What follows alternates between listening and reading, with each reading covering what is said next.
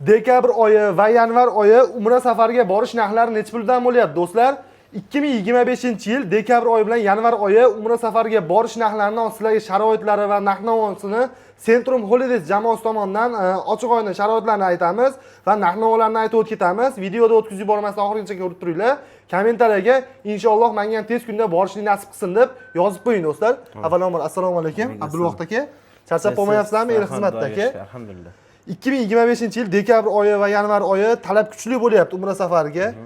Saudiyadagi sharoitlarni ochiq oyini aytib bersangiz va narx-navosini aytib bersangiz aka. Va reyslar qayerlardan uchishini ham aytib bersangiz aka. Xo'p bo'ladi. Avvalo assalomu alaykum. Bizni ijtimoiy tarmoqlarda ko'rib turgan hojona, hojotalarimiz omonmizlar. Alhamdulillah biz ham yaxshimiz. Hozir qanday tartibda boshlayap beray? Hozir 3 ta savol berdim aka sizga. O'sha mana hayron qaysidan boshlashdi, o'zim bilmay qoldim. Chunki yurtdoshlarimizdan eng ko'p tushirgan savollardan 3ovini ham berib qo'ydim sizga aka. Birinchi o'rinda yurtdoshlarimiz ko'p kutilmagan holatda narx-navosini aytib o'tib ketaylik. Dekabr oyida oxiriga va yangi yildan, ya'ni yanvar oyining boshiga aka. Xo'p, qarang, dekabr oyini o'zi 1100 dollardan narx chiqarganmiz. Shu hozir jamoa bilan kelishgan holatda keyingi yilda birinchi mavsum, birinchi oyda inshaalloh yana 1100 dan qo'ydik. Ya'ni dekabr oyining oxiri va yanvar oyining boshlari narxlari 1100 dollardan bo'ladi. O'zgartirmagan holatda inshaalloh harakat qilyapmiz shu narxda ushlab turishga. Shu narxda ushlab turishga. Xo'p, aka ikkinchi savolim, reyslar qayerlardan uchiladi?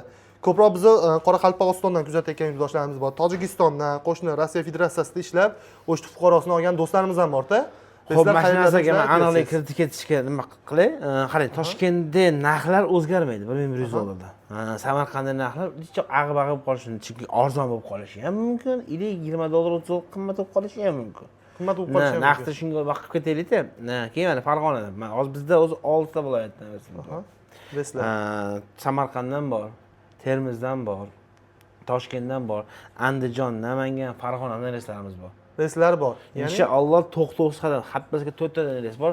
Ikkitasi Madina oraga o'tsa, ikkitasi Makka Jidda shahriga uchadi. Chunki Farg'onadan 4 ta, Namangandan 4 ta, Andijondan 4 ta, Toshkentdan kunda hisobda reysimiz bor. Samarqanddan u ham haftasiga 2-3 ta reyslarimiz bor. Reyslarimiz soni ko'p. Alhamdulillah, chunki Centrum Holdings kompaniya, Centrum o'zi nima?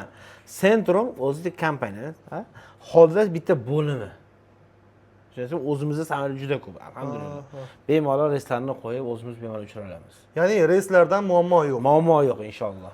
Bo'ldi, reyslarda Toshkent Jidda va Toshkent Madina, undan tashqari Samarqand Jidda va Samarqand Madina va undan tashqari Vodiydan ham Jiddaga ham Madinaga reyslar qatnovi bo'ladi. O'zi ham hozir ijtimoiy tarmoqlarda ko'rib turibsiz.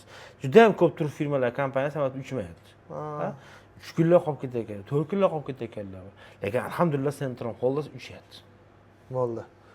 Aka, endi ko'p savollardan tushirgan savollardan biri Saudiya Arabistonda gastitsa masofasi qanaqa? To'g'risini ayting. Borgandan keyin biz 1 kilometr deyshadi, lekin borib 5 kilometrga tushib qolamiz. Shuni ochiq oydin yurtdoshlarimizga masofasini va Madina Munavvaradagi gastitsa masofasini aytib bersangiz. Xo'p bo'ladi. Madina Munavvarada 300 metr oldida gastitsamiz bo'lsa, Makka Mukarramada 1,5-2 kilometr oldida gastitsamiz bo'ladi. 1,5-2 kilometr oralig'ida. Xuddi shunday. Madina Munavvarada 2 mahal issiq taomlarimiz bo'lsa, Makka Mukarramada 3 mahal milliy taomlarimiz. Malakali 50 yoshlarimiz birgalashib borib, birgalashib inshaalloh kelishadi. Xudo xolasa.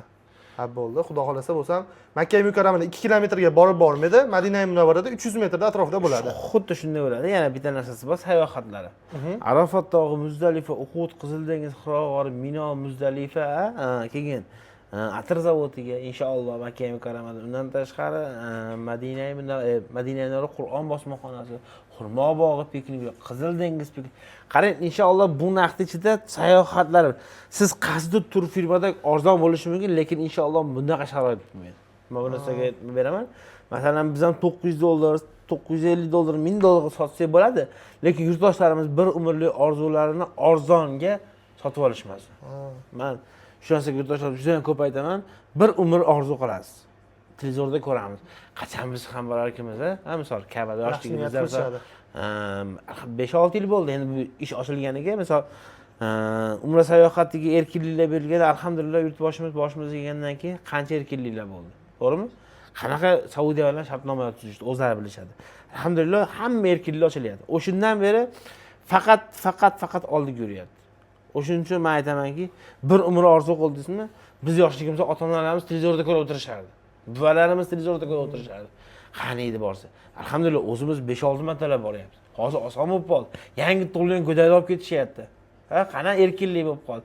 O'shuning uchun orzumni siz yana boralarsizmi, buni Xudo biladi. Men pulim bor, yana yo'q. Xudo chaqirsa borasiz. Shu narsani esingizdan chiqarib qo'ymang, do'stim. Siz arzon narxga uchib tur olib Saudiyaga umraga qilaman deb o'ylamang. Chunki arzon sho'rvasi tatimaydi. Mendan ketasizmi, boshqa tur firmadan ketasizmi, bu narsani sizga ochiq aytib o'tyapman. Do'stlar, eshitdilaring, Centrum Holidays kompaniyasidan umra safariga borsangiz, ham ibodat, ham sayohat qilish imkoniyatiga ega bo'lar ekansizlar, xudo xolasa. Aka, ekranda nomerlar qoldirib ketsa, bemalol aloqa chiqsa bo'laveradi, xudo xolasa. Xudo xolasa qo'limizdan kelgancha imkon qadar call center bolalarimiz ishlab turibdi. Tojikistonda do'sti birodarlarimiz telefon qilishadi, ular jo'natyapmiz hozirgi paytda. Rossiyada ota-onam jo'nataman degan do'sti birodarlarimiz, ular ota-onam jo'nataman telefon qilishadi. Hammalariga 24 soatga 7 call center bolalarimiz ishlab turibdi. Telegram, WhatsApp, telefonda aloqaga chiqishadi. Bemalol aloqaga chiqsa, o'zimiz ishchi guruhlar to'liq qilishni bitirib berishga harakat qilishadi. Do'stlar, savollaringga javob olib berdim degan umiddaman. Kommentariyga inshaalloh tez kunda ota-onamni olib borishlik nasib qilsin degan do'stlarimizga xudo xolasa bu yilda o'zida olib borishlik nasib qilsin deb qolamiz. Amin. Inshaalloh bundan keyingi videolarda ko'rishguncha deb qolamiz. O'zlaringizni ehtiyot qilinglar, sog' bo'linglar, salomat bo'linglar. Assalomu alaykum.